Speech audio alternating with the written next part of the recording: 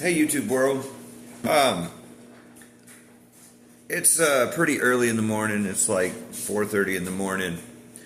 I couldn't sleep and I decided to make some Peruvian style chocolate. So I just kind of wanted to think out loud. You know, there's a lot of things going on in the world right now that are absolutely insane.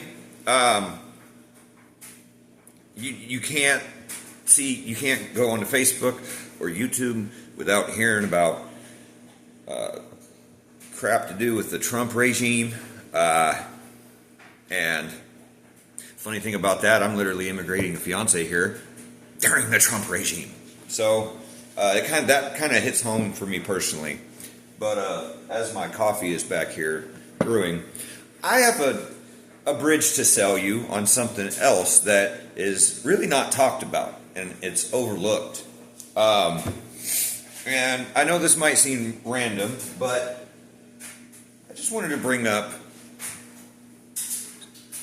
something that I see as very evil and underhanded, and that is the psychiatric community. These are charlatans. These are not real doctors. And let me tell you why. Okay? You walk into a doctor. You say, I think there's something wrong with me. He just says, by God, you're right, and you'll leave 2 or 3 different medications. That is not science. If you walk into a medical doctor and you say, my back hurts, he says, okay, let's do an x-ray. Okay, the x-ray didn't show anything. Let's take an MRI, do some imaging. Let's make sure we know what's wrong before we just cut into your back, right? 'Cause that's the scientific method. You want to make sure something's actually wrong with the patient first before you just send him home with opioid pain medication, right? Well, psychiatrists don't do this. And what's worse is that you can ask any of these doctors, hey, what's its mechanism of action? They don't know. They have no idea.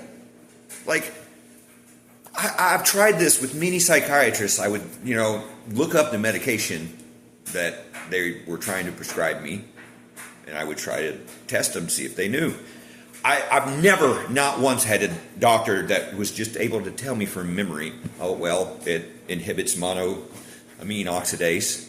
That's a scavenger of all your feel-good chemicals. So over time, it allows those levels to build up in your body. They never know this.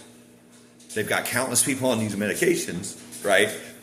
But they have no idea how they work, because this isn't science. And by pretty close to medical definition, these medications are, first of all, toxins. These are literally just poison that you're putting into yourself. And secondly, it's basically a lobotomy in pill form. We used to just physically bore a hole up through your nose into your brain. We'd take a little piece of your frontal lobe out, right? And then it would make you lame so that you wouldn't react to stress or pain, but you also wouldn't react to good things. Hang on, I gotta check on my coffee. Oh yeah, it's done. It's done. Oopsie.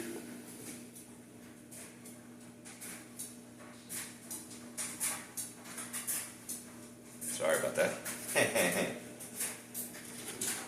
Gotta have my coffee fixed, guys. Anyway, where was I? My fiance got this for me, but, well, I can add a little water to it. So you can actually see the whole thing. Yeah, isn't that cute? Anyway, so yeah, where was I? We would bore a hole up through someone's nose and just take a piece of their freaking brain out so they were lame. And we look back on that, we realize that's wrong. We shouldn't do that to people. We shouldn't mutilate people like that, right?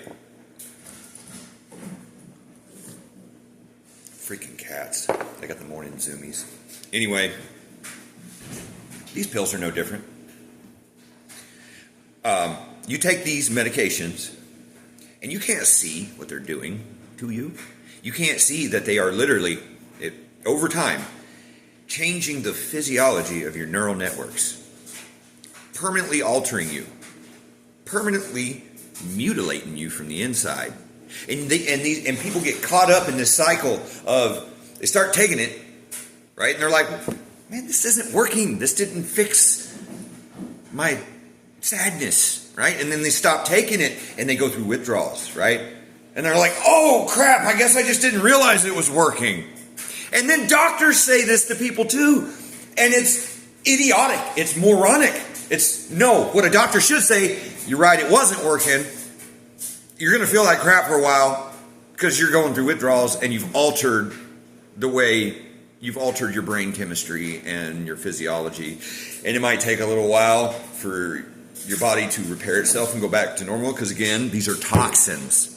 These are toxins, okay? And so antidepressants do this. They're not as bad about it, but antipsychotics are much worse. Antidepressants, you got to take them for, weeks up to a month before you notice their effects. Antipsychotics, nope, they make you lame instantly. Let me tell you something. I've done the Thorazine shuffle. I've been put on Zyprexa, Depakote. They sent me home with Thorazine. Thorazine is the drug if you're like in the mental institution and you act out and they tackle you to the ground, they stick a syringe in your ass and they inject you with this cocktail of like diphenhydramine and Thorazine, and then literally for like the next 3 days you're just a complete drooling zombie.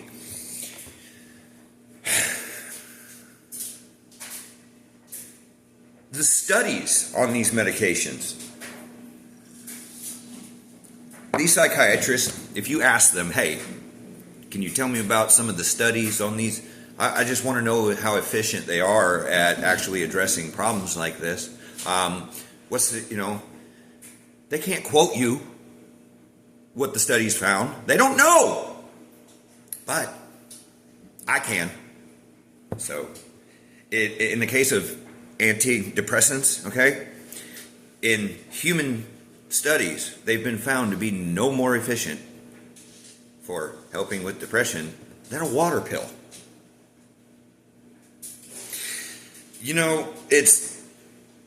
We go through a tough time in our life. We got a problem that we can't quite figure out. We want to just be able to, we want this idea that we can just go to a doctor, right? And this guy in a lab coat can give us this magic solution in a pill. But what's a shame is you had a temporary problem at one point in your life you couldn't figure out, and then you went after a permanent solution.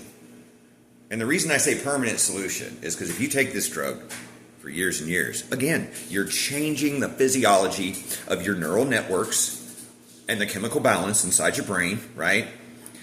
You're basically mutilating yourself from the inside, and especially with antipsychotics.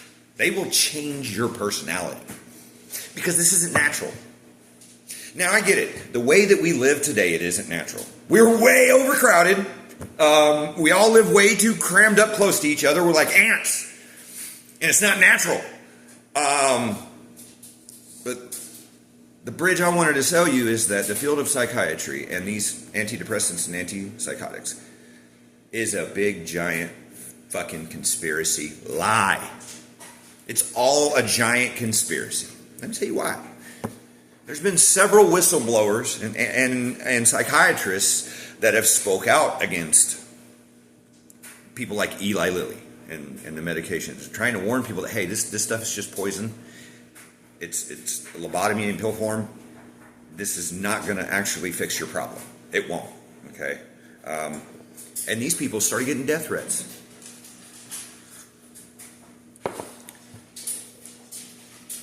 And think about and something else, okay? You know what else is a giant conspiracy from the field of psychiatry and even schools? The fact that we're putting kids on amphetamines. I got news for you. Amphetamine is not medicine for anyone, for any reason other than fatigue. That's it. That's it. The only thing that amphetamine should be reserved for is if you're in battle, right? And you might need to take that to save your own life, right? So you can, you know what I mean? To battle fatigue. That's it. Did you know that psychiatrists today prescribe kids methamphetamine? A lot of people don't know that. Toxin. Look it up. They legally prescribe this to children. And it's what's worse is that the schools are in on it. So your kid can't focus and he's acting out a lot and it's annoying your teacher, so your teacher has a little round table with you and says you're going to have to put your kid on amphetamine. Teacher ever tries to tell me that I have to put my kid on amphetamines, I'm going to tell him to get fucked, and I'll homeschool my fucking kid. Because no child of mine is ever going to take methamphetamine or dextroamphetamine or any of this shit. It is a massive fucking conspiracy to sell drugs to the public. Now look, the Sackler family, okay? We realized what they were doing was very wrong. They were ruining people's lives, right? The effects of opioids is much more profound and much more instant. But what they're doing with antidepressants and antipsychotics is not much better. And the reason it's such a ongoing freaking conspiracy that no one seems to talk about is because both the doctor and the patient believe the whole bullshit narrative of taking these pills. It's when you really, really think about this, it is the definition of insanity. Okay? We're going to wind up looking back on this one day, whether it's 50 years, 100 years, we're going to look back on what the field of psychiatry is doing right now, and we're going to realize it was barbaric, and it was wrong. Mark my word on that. And what's worse, we get victimized by Purdue Pharma, people like Kenneth W. Bentley, people like Eli Lilly, right?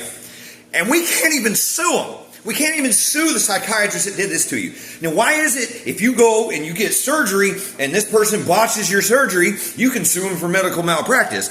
But if you go to a reckless psychiatrist, he puts you on 8 different fucking medications, you black out and then go drive to the store, leave your boots there, and then come back home, piss on yourself, and then wake up to a doctor knocking on the door saying, hey, I got your boots. You're lucky you didn't kill someone. Why is it I can't sue that doctor? It's because this is a giant, massive fucking conspiracy. And it's all a big, giant, fat fucking lie. And you know what? Another thing, since I'm on the top of psychiatry. Psychiatrists are some of the most evil motherfuckers on the planet, let me tell you. Because some of them are aware of what they're doing. They're aware of it. Some of them. Some psychiatrists are there because they think they're helping and they just don't know any better. And they believe all the bullshit that they were fed in college and everything. But some psychiatrists are intelligent, but they're also fucking evil, so they know what they're doing. So they're just exploiting the situation in the system. And let me tell you who's fucking doing that. Okay? All of these non-profit, state-funded rehabilitation programs. So in the wake of what the Sackler family has done to the public, now I'm from Kentucky, all right? Tennessee-Kentucky line. So I am at the heart of where devastation occurred with these pills. And a lot of people, when I was growing up, would go down to Florida where the pill mills were and then come back. And so everyone was on these medications. And So this is one of the areas that got hit the hardest, especially in Kentucky, because there's so much poverty in Kentucky. And there's a lot of, since there's so much poverty, there's really not a lot of opportunities for people and stuff like that. You got people that grown up and don't know what the hell to do with themselves. And, they got family here. They don't have any family in other states, so they stay here. They do nothing with their life. They get bored as shit, and then they wind up addicted to these drugs that the Sackler family flooded the market with. Okay, so now we're in the wake of that. And now we know what opioids did. And we see that it's not the only thing opioids really should be reserved for is either, recovering from a surgery or end of life care. That simple. So now we've got all these they try to say they're not state funded, but it's a fucking lie. Yes, it is. Because let me tell you what. They're funded from state grants, right? And they use the word nonprofit to make it look like they're doing a noble thing. They're like, oh, you come here and it's free. You don't even need insurance. You just come here and we make you all better. Come here to our overcrowded dorms and we're going to feed you food that was donated from local food banks and local grocery stores of, frozen foods that reached their sell-by date. And so they just gave them, and that's what they're feeding them on, right? And then we're going to have the patients go out everywhere and collect donations. That way, the medical directors and the presidents of these organizations can pocket as much money as humanly possible. And the funny thing is, okay, so ones in Tennessee are not quite as bad as the ones in Kentucky. Because people like Samuel Welch, who is medical director at Pathway Incorporated, this is the company that's behind treatment facilities like Genesis and Trilogy and things like that. Well, here's the thing. They try to make themselves look like they're doing something noble, but if you look up Samuel Welch's 990 IRS form, the man in, I think, 2023 cleared like $302,000 freaking dollars, six-figure income, all right? And not only that, so, okay, it's nonprofit, it's this noble thing, right? Well, guess what? That Pathway group as a whole throughout the entire state of company clears anywhere between 30 to 50 million annually. Annually. Okay, you think these people that are on top don't know what they're doing? And they have bad enough that we got our lives ruined, ripped away from us, families torn apart by the Sackler family, right? In the wake of that, they're like, oh, we're here to help you. You're still alive, so let me make some more money off you. Because guess what? From the Sackler lawsuit, Kentucky is about to get 24 million. Tennessee is looking to get 90 million over the next 15 years. And this money is aimed to go towards these treatment facilities, right? To help continue victimizing these people that are already sick and their life has already been devastated. And and guess what? That 24 million, guess where it's going to go? Right into the pockets of people like Samuel fucking Welch. That's where it's going to go. And then they're going to continue to send people out to every freaking four-way stop, every gas station, every hardware store, and have them collecting money and selling merchandise to the public so that they can continue to make six-figure incomes in just under $500,000 in 1 year on the backs of sick people. Yeah, I'm name dropping you, Samuel Welch. You're a charlatan. You're evil. You're a charlatan. And you are re-victimizing sick people and making shit tons of money off the backs of people that have had it hard enough already. It pisses me off. I can't.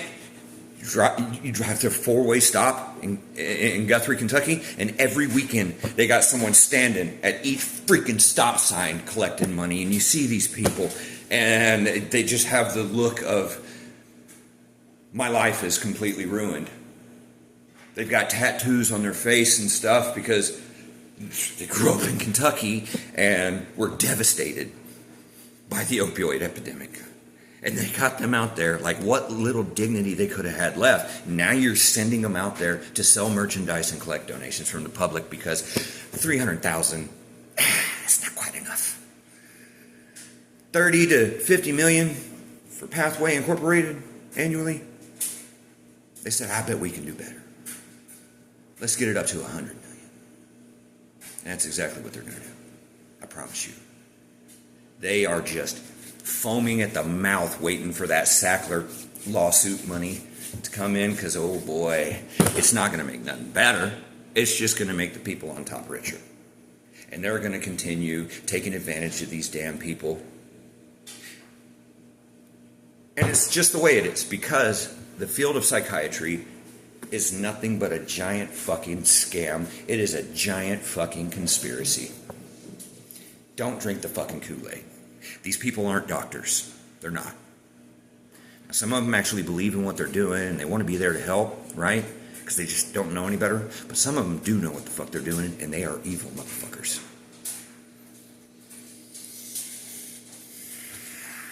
The only place psychiatrists need to be are in mental institutions.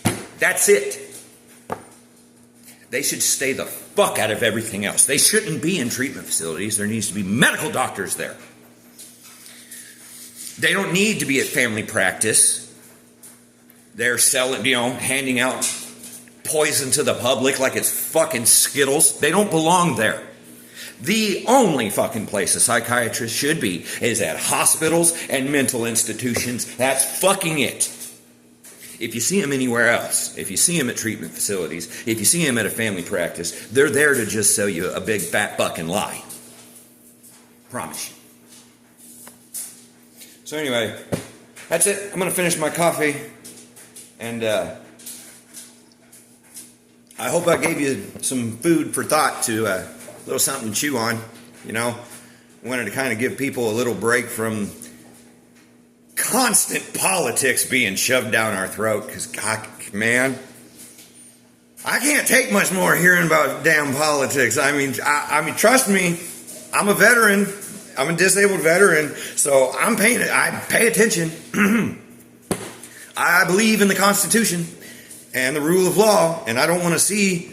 I'm just waiting to hear news that this authoritarian takeover has just completely collapsed in on itself. But hope I gave you something to think about, talk about. Leave a like, leave comments. Thank you for watching if you did.